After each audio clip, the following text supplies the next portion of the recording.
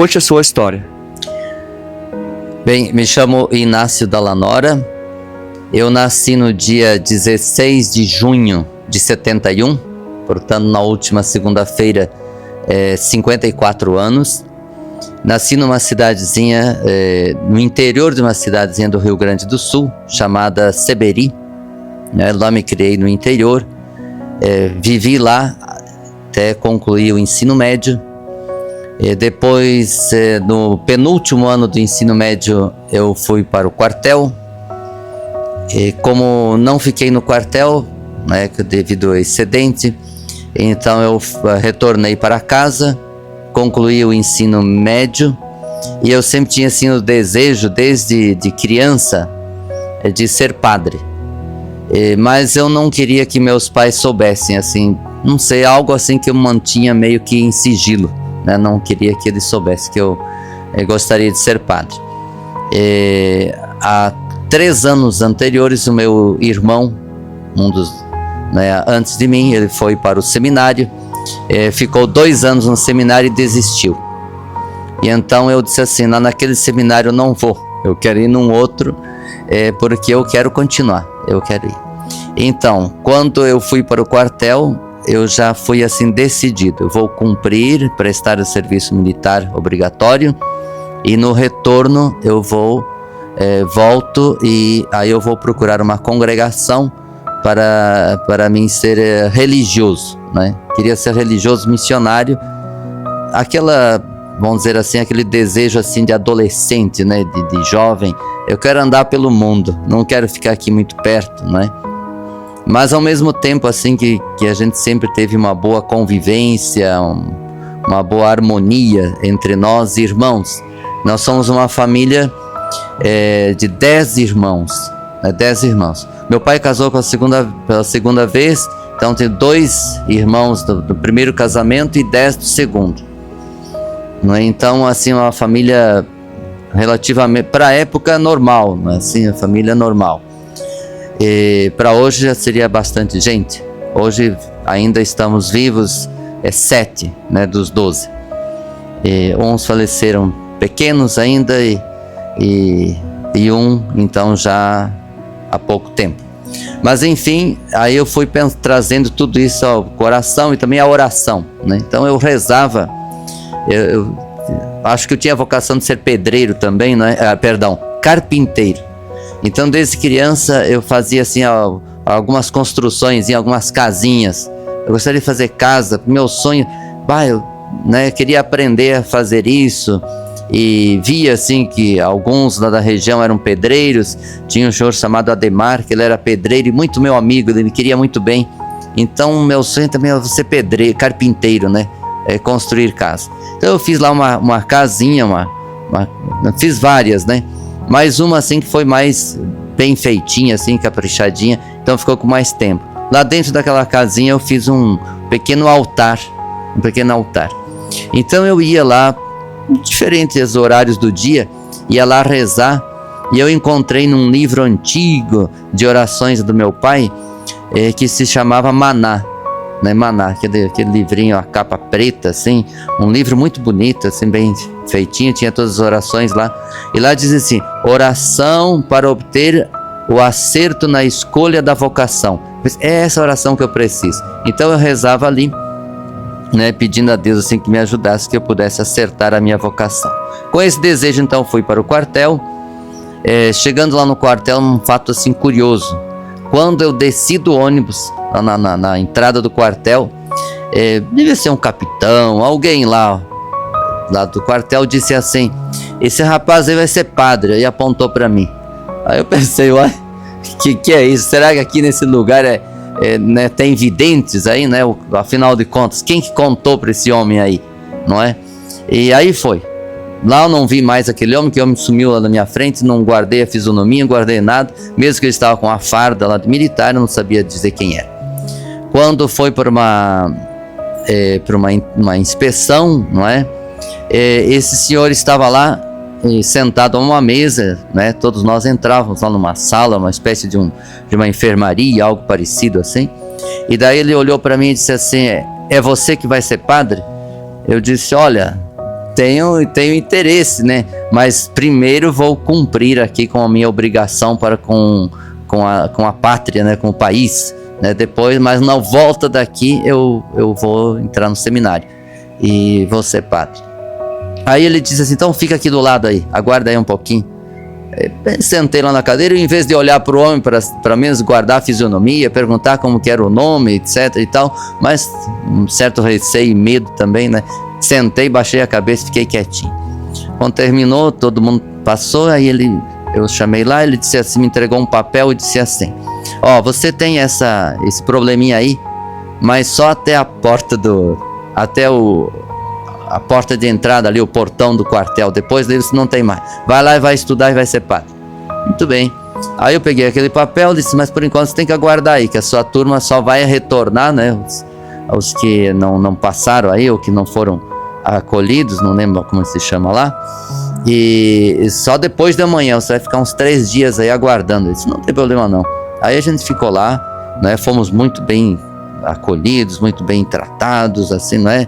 A gente teve uns dias aí de rei, não é? Assim, todo mundo disse no quartel é difícil, mas para mim não, uma impressão muito boa do quartel, não é? A gente comia bem, etc e tal. Enfim, chegaram em 2, 3 dias depois, então o ônibus nos trouxe de volta para a cidade. Chegando em casa, eu lembro até o dia, né? Eu cheguei no dia 10 de fevereiro em casa. Aí eu disse para os meus pais, disse, olha, agora lá não fiquei lá no quartel, não. Eu vim para casa, mas eu quero ver uma congregação que eu quero ser padre. A minha mãe disse assim, mas teu irmão já foi e a gente rezou tanto e ele não ficou. Eu disse, mas eu vou ficar, então eu vou. Então tá bom. Aí eu comecei a fazer isso, né? Ligar, ver, conversar com um com o outro. E aí me veio em mente assim, porque sempre depois da oração do terço na minha casa, os meus pais rezavam um Pai Nosso, uma Ave Maria pela Sagrada Família e um Pai Nosso, uma Ave Maria pelas vocações. Pensei, deve ser uma congregação da Sagrada Família, vou procurar se tem. Aí procurei, né, conversando com uma irmã religiosa do Imaculado Coração de Maria, chamada Teoli de Vieciele. E ela disse assim, olha, não sei se existe, mas se eu encontrar eu te aviso. Passado uns 2, 3 meses depois, eu recebi uma cartinha dela com o endereço de um padre chamado Guilherme Verlan. Esse Guilherme Verlan hoje ele é bispo de Lages, missionário da Sagrada Família. E ele disse assim, existe essa congregação. Nós temos casa em Maravilha, Santa Catarina, em Passo Fundo e Porto Alegre, Santo Ângelo. Eu disse, tá em casa, né? É o que eu quero. E aí então eu fui a Passo Fundo conhecer a casa lá, o seminário, e me agradei, tive assim uma boa impressão de ser aqui mesmo meu lugar, né? E então aí eu iniciei a caminhada em 91. Em 91, então em Passo Fundo, fiquei até 93, 94 eu fui para Porto Alegre, fiz o noviciado. Em 95 para Santo Ângelo, aí eu cursei a teologia até 98. E em dezembro de 98 eu fui ordenado então padre da minha cidade natal, em Seberi. E sempre antes então o provincial fazia uma visita e perguntava para onde você quer ir, né? Aí eu disse, não, eu acho que eu vou onde precisa, né? Aonde precisar eu vou. E aí ele me disse assim, olha, você vai para Palmas, Tocantins. Nós abrimos uma missão lá no recém-fundado estado do Tocantins, né? Na época o estado acho que tinha sido criado aí por 90, 89, 90 por aí. E eu disse, não, vamos lá. E aí eu fui para lá, gostei muito, né? Fiquei 2 anos em Palmas, Tocantins. E como eu gostei bastante, aí eu fiz um propósito. Até os 25 anos de padre, eu nunca vou dizer não. Onde me pedirem eu vou, não é? E graças a Deus, assim, sempre gostei por onde passei. Mas aí para a trajetória, né? Então de Palmas, Tocantins, eu voltei a Passo Fundo. Fiquei 2 anos em Passo Fundo. E aí me pediram para trabalhar no seminário em Maravilha. Vim para Maravilha, fiquei 3 anos em Maravilha. No término do 3º ano me pediram para ir para Itamaraty, no Amazonas, interior do Amazonas, adiante na prelazia de Tefé. E até na época se dizia assim, é preciso ter fé para ir para Tefé, não é? Porque era longe, né? era longe, só de barco, não tinha carro, nada. A comunicação era difícil, né? Não é que nem hoje, não é? Porque até a gente tinha telefone, mas era o telefone que você ligava, tinha que esperar um tempo, né? Entende? Aí para obter o retorno. Mas enfim, aí eu fui para lá, fiquei 2 anos e aí me pediram para voltar para o sul e vim aqui na paróquia vizinha aí de São Carlos Borromeu, aqui em São Carlos. Aí eu fiquei mais tempo, fiquei 8 anos aí. Ao término desses 8 anos, então o provincial me pediu para ir a Santo Ângelo, na paróquia Sagrada Família em Santo Ângelo. Eu estava muito bem, mas eu lembrei do meu sim que eu tinha dado e disse assim, não, eu não vou dizer não. A hora que me pedirem eu vou. E então eu fui para Santo Ângelo, gostei, fiquei lá 7 anos. E depois desses 7 anos, estava muito bem, queria ficar mais 2 anos. Tinha lá uns sonhos para ser realizados. E o provincial disse assim, não, deixa que outro vai dar continuidade, nós precisamos de você no Oeste Catarinense. Eu disse, então tá. Já que eu respondi sim até agora, não é agora que eu vou dizer não. E aí então eu vim para cá, cheguei aqui há 2 anos, em 2023. Aí eu cheguei aqui, assumi aqui a paróquia de Pinhalzinho e vou ficar aqui até que Deus quiser e o provincial, né? Mas assim que me convidarem, eu acho que ainda a gente tem condições de dizer sim. Então, mas estou muito bem, estou gostando, me adaptei bem aqui à região, mesmo que não era tão diferente. Já estive em Maravilha, aqui em São Carlos, trabalhei assim como um período chamado animação vocacional aqui em Saudades, Cunhaporã, Caibi, Palmitos. Então essas regiões todas são conhecidas. Então agora, estando aqui, estou muito bem, graças a Deus. Que Deus ajude que eu possa continuar e com as pessoas caminhar e fazer assim um bom trabalho assim de evangelização, mas sempre com a ajuda e a oração de todo o povo. Padre, para ser padre, é escolha ou é vocação? Ou tem algo a mais que envolve? Olha, é meio misterioso isso, né? Eu acho que é um misto. É uma escolha que a gente faz, é um chamado de Deus, não é?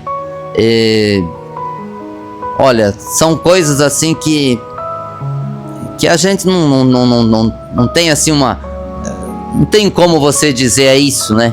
Não tem uma receita. Se você cumprir isso, você vai ser padre, né?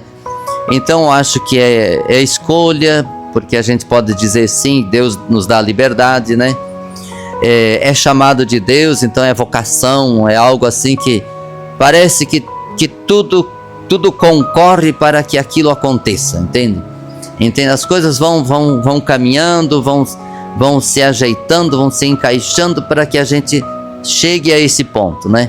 Mas eu acredito nisso, que é Deus que chama e Ele vai dando as condições para a gente, né? A gente vai vamos dizer, vai se capacitando ao longo do tempo, não é? Então, por isso também tem um padre de um jeito, outro um pouquinho diferente, assim, enfim. É nessa diversidade que Deus vai se manifestando às pessoas, né? O senhor disse que tinha medo que tua família soubesse, né? E como é que foi a reação da tua família quando souberam que o senhor queria ser padre? A minha mãe disse assim, como assim? Por que você não falou antes? Não é? Agora a gente rezou para o Joaquim ser padre e ele não ficou padre. A gente nem rezou mais, nós estávamos rezando pelos outros. E agora você vem aqui dizer, por que você não falou antes? Não, falei agora, pronto, mas olha aí, né, a senhora continuou rezando pelos outros e eu assumi, né? Então assim foi bem tranquilo. Meu pai, ele sempre dizia assim, Deus chamou, deixa ele ir lá, entende? Que tenha coragem e faça daquilo que for da vontade de Deus e dele também. Então meu pai assim sempre deu assim bastante força, né? Tanto para mim quanto para os outros irmãos também, né? Ele sempre foi assim muito assim uma pessoa muito justa, mas também nos dava a liberdade de fazer essa escolha. Qual que hoje é o principal papel, o principal objetivo do padre? Assim, é minha maneira de pensar, né? Eu não faço aqui uma crítica a ninguém. Eu acho que cada um tem, né, tem a sua maneira de ser, Deus tem os seus chamados, seus escolhidos, então não criticamos. Mas eu acho que tem gente para trabalhar em tantas outras frentes. Então, para mim, padre é para o serviço da igreja, é para cuidar da espiritualidade, é para cuidar do crescimento da fé das pessoas. Eu não gosto de me envolver em muita coisa, não é? Não que não sejam importantes, todas são importantes, não é assim? Mas tem gente para cuidar de uma coisa, tem gente para cuidar da outra. Então eu acredito assim de que o padre, cuidando do crescimento espiritual, ajudando na fé das pessoas, está de bom tamanho. Cuide da igreja e as outras pessoas vão desempenhando o resto. Qual que é a tua opinião sobre padres famosos que hoje ganham mídia em cima da religião? Eu prefiro não opinar muito, mas não quero estar no lugar deles. Não, longe. O padre pode ser casado, não pode ser casado, pode ter filhos, não pode ter filhos, qual que é a real? Não, isso por isso que eu digo assim, é a opção, não é? Então, eu tive essa oportunidade, eu tive essa liberdade para fazer esta escolha.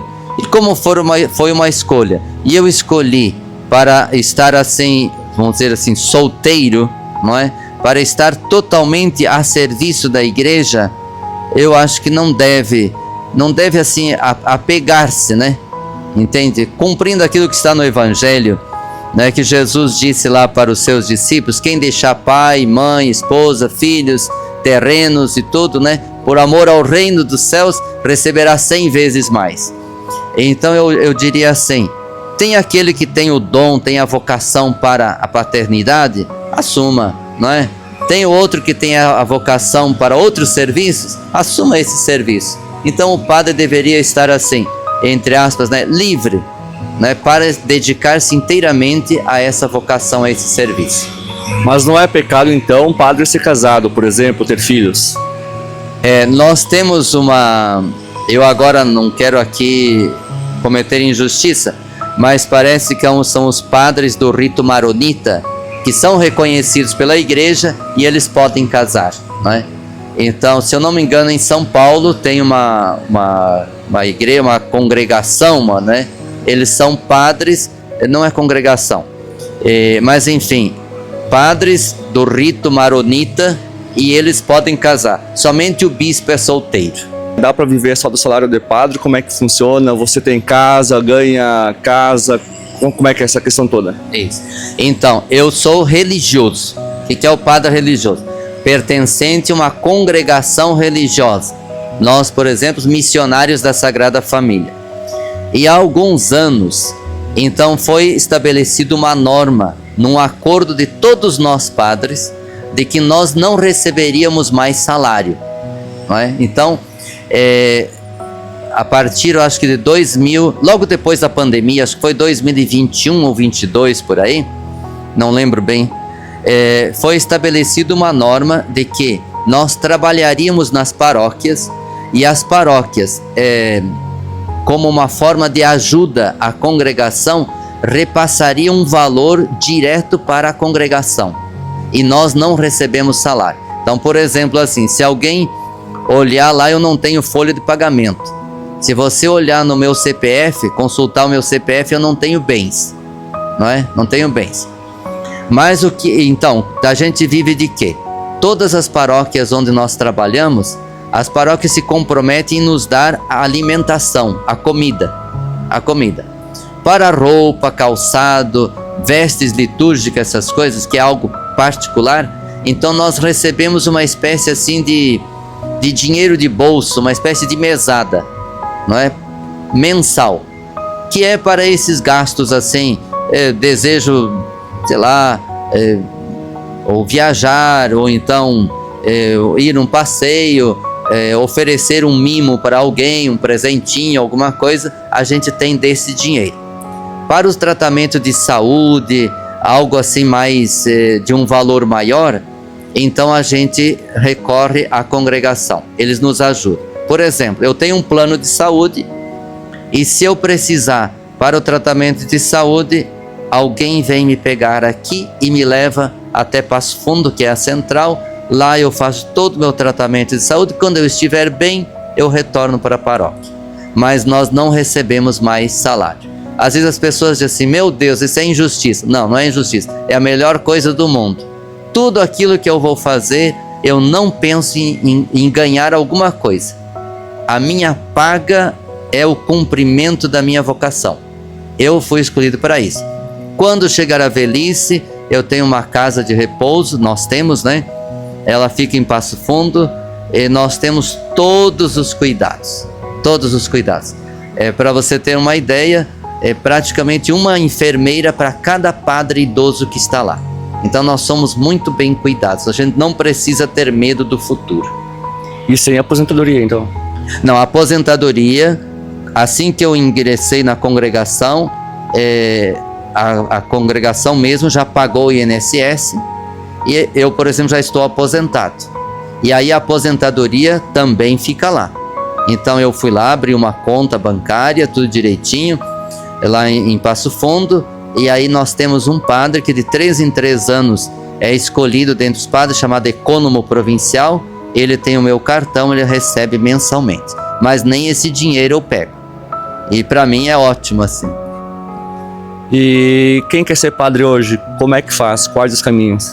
Isso, em primeiro lugar vai ter que procurar procurar um de nós, não é? E aí a gente vai indicando. Nós, por exemplo, nós temos tem 3 padres agora que trabalham, chamado Serviço de Animação Vocacional. Então a pessoa vem, o jovem vem até nós, recorre, não é? A gente indica esses padres, olha, você pode conversar com esse ou esse.